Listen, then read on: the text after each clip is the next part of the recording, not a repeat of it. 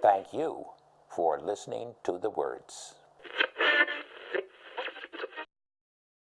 With spring recently sprung and Earth Day on April 22nd, this week's Listening to the Words is a good place to remind ourselves to live for nature.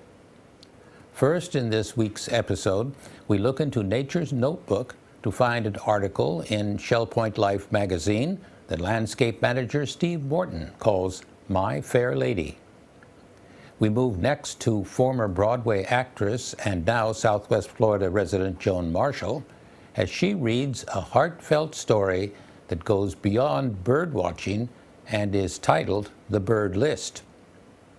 Also, Joan Marshall sent me an ecumenical in which Pope Francis speaks to the question of how to save our planet.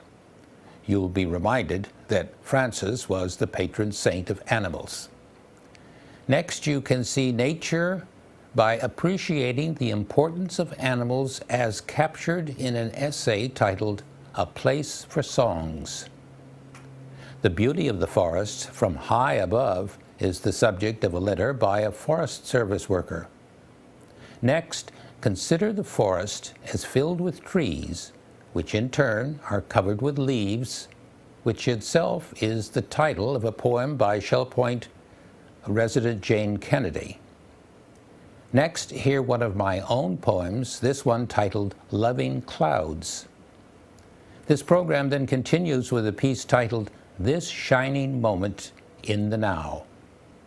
Spring is Sprung is the title of the light-hearted final selection in this week's program of Listening to the Words.